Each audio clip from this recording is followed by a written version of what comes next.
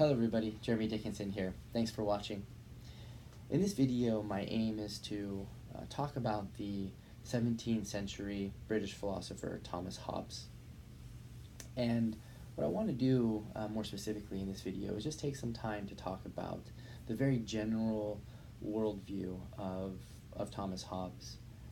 That way we can just get a sense of Hobbes's general philosophical view. So that's what I'm going to do in this video. This will be part 1 of my video series on Hobbes.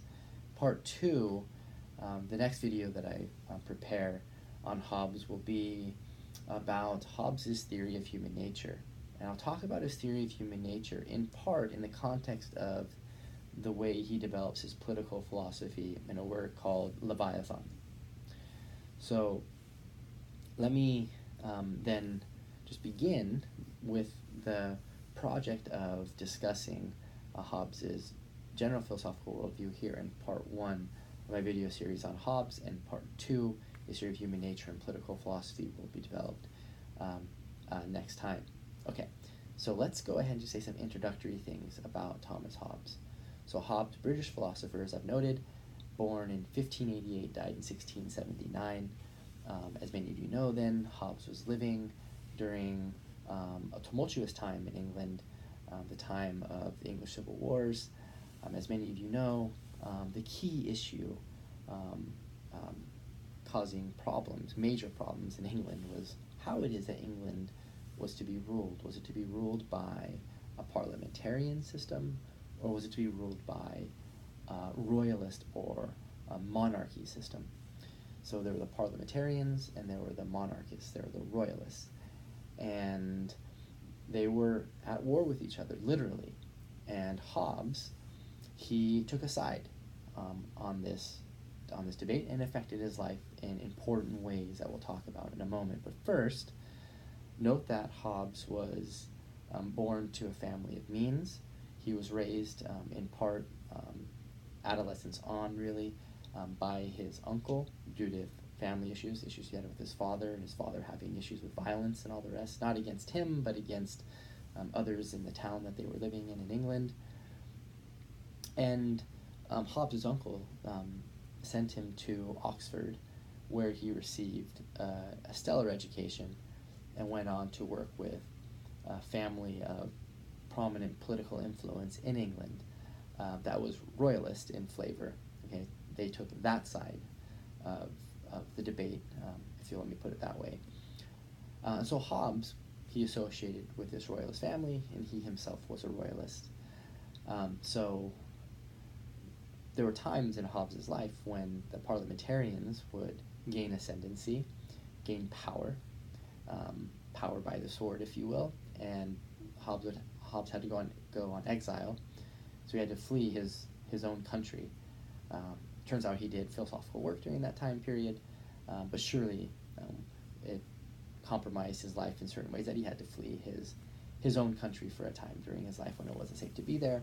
There were times when the royalists, the monarchists, would gain ascendancy, and it was time for him to be back home, in which case he did come back home, and subsequently published a famous work called Leviathan, where many people think that he's providing ultimately sustained defense of the royalist position, and we'll see that developed more in part 2 of my video discussion of Thomas Hobbes. Okay, so that's really just maybe some initial things to be thinking about Thomas Hobbes.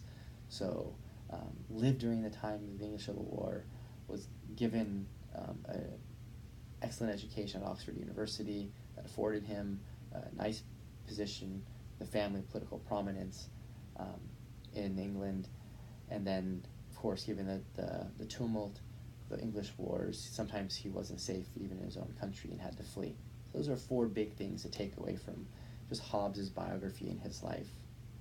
But now let's segue to his general philosophical worldview. I just want to say a few things here to introduce a philosophical worldview. So when one develops a philosophical worldview, at least generally, not in every case, but generally, a philosopher will have a metaphysics worked out. That means a theory of what exists and the nature of those things that exist. They'll have an epistemology, they'll have an account of whether or not we have knowledge, an account of how it is that we have knowledge fundamentally, and etc. Other kinds of questions arise here and are taken up and answered here by philosophers, but those are some of the key epistemological questions. And then in a philosophical worldview, a philosopher works out an ethical theory, and perhaps within ethical theory you're going to find a political philosophy. There's different ways of carving things up here.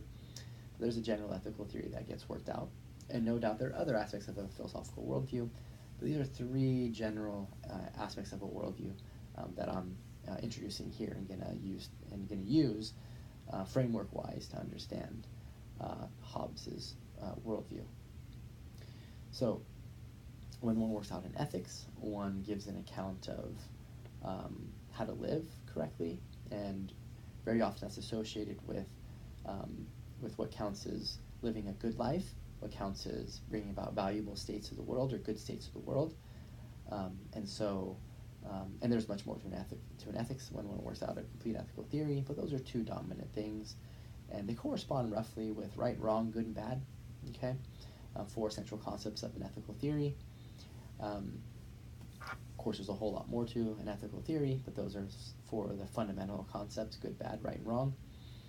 And so Hobbes, in working out his general worldview, has things to say about all of these topics. So let's begin with his metaphysics, and see if I can give just a general characterization of his metaphysics. So according to Hobbes, everything that exists is material. And by everything here, I mean literally everything. So if something exists, then it is material, and by everything, again, everything. Okay, full stop. God, human beings, animals, everything, purely physical, purely material. If I maybe I'll say consistent with my use of words here, so physical and material are synonyms for each other. So everything that exists is material. On Hobbes's view, God exists, and God is a material object. This goes against the traditional view of God as an immaterial being, a supernatural being, a spiritual being. So in this way, Hobbes is revisionist in his metaphysics. So Hobbes is, we put it this way, a metaphysical materialist. Okay. Moreover, just as Hobbes was revisionist about the nature of God existing as a material thing, he's revisionist about us human beings. He thinks that human beings are purely material, and he thinks that the human soul is purely material. The human souls generally, historically, traditionally, have been understood as being immaterial things, supernatural things. So that's another way in which Hobbes is revisionist. He thinks that God exists and souls exist, but they need to be understood purely materially. So Hobbes is a metaphysical materialist. He was influenced in his metaphysics by the scientist Galileo, and there's a slogan associated with Hobbes' metaphysics that sometimes goes like this: everything that exists is matter in motion. Everything that exists is matter in motion. So Galileo, as many of you know, theorized quite a bit about motion, and gave us laws of motion. And according to Hobbes, everything that exists materially is in motion, is governed by these very general laws of motion. Now, the last thing to say about his metaphysics is his materialism has sometimes what's known as a mechanistic flavor. And that's just a fancy way of saying that everything that exists, according to Hobbes, is machine-like. Even things that don't appear to be machine-like, even things that don't appear to be mechanistic or purely mechanistic, really are, according to Hobbes. So you might think there's a big difference between, say, a soda machine or some other artifact that we make, a desk, okay, just for example, a pair of scissors, whatever, and a living thing like a human being, human organism, an animal organism, or a plant organism. I mean, those are different kinds of existing physical things, and what Hobbes argues is that, in fact, they're no different in kind, they're just different in degree, difference in degrees of complexity of machine-likeness. So everything that exists is a material object, everything that exists is a material object in motion, and everything that exists is machine-like on Hobbes's view. So he's a metaphysical materialist, flavor of his materialism, again, is mechanistic materialism. Okay? And that last bit about mechanistic materialism conflicts with other views of materialism or other views of thinking about the nature of living organisms like human beings, plant organisms, and animal organisms. Okay, so I'll bracket that, set that aside for another discussion to segue to Hobbes's epistemology, his account of knowledge. So according to Hobbes's theory of knowledge, we can't have knowledge unless our senses provide us with the material, the raw material, the ideas in the first place. So this view is sometimes known as empiricism, and sometimes it's put this way: all knowledge, all human knowledge, derives from sense experience. So Hobbes, like other empiricists, there are many empiricists in the British tradition in the generations just following Hobbes. According to Hobbes, and according to all empiricists again, human beings have a sense faculty, so we have the five senses, and then we also have a rational faculty, okay? And the rational faculty, as it were, according to the philosophers who think that all knowledge derives from sense experience, is, as it were, given raw material to act on to expand our knowledge. So Hobbes thinks this, as do other philosophers who think this. So this epistemology, okay, known as empiricists, empiricists, they endorse the epistemological worldview known as empiricism. Okay, again, they hold the view that all knowledge derives from sense experience. They maintain that we have reason, but we don't have any knowledge through reason in the same way that we have knowledge through our senses. Reason requires sense experience in order to expand the knowledge that we're given through our senses. Okay, so hopefully that makes sense. Hobbes is an empiricist. Okay, we get all of our ideas from our senses, and then our reason can act on those ideas. Okay, so we've worked out Hobbes's metaphysics, his epistemology. Now let's just segue and say just a few things about his ethics. So, according to Hobbes, he's a natural law theorist. So this means that he thinks, like other natural law theorists in the tradition think, that we're given certain principles to act on. And the function of these principles is to get us to act correctly. So that way we act, correctly when we're engaged in our dealings with ourselves, perhaps in other people. Okay? So this is part, keep in mind, this is part of Hobbes's ethics. We're given an account of what counts as performing good actions or right actions. Okay? And so according to the natural law theorists, okay, which Hobbes was one of them, God gives us moral laws or moral principles to guide us in acting correctly.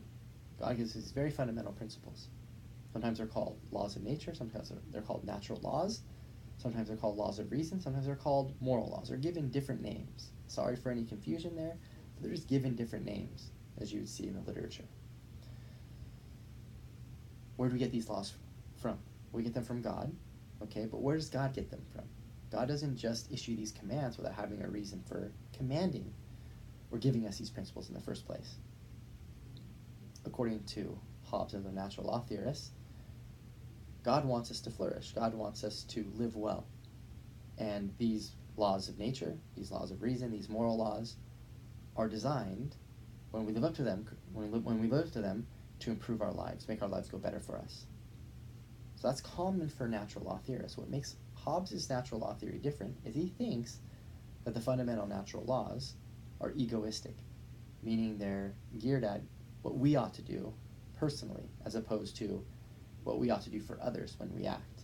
So that's sometimes known as an altruistic natural law ethics, or an altruistic ethics.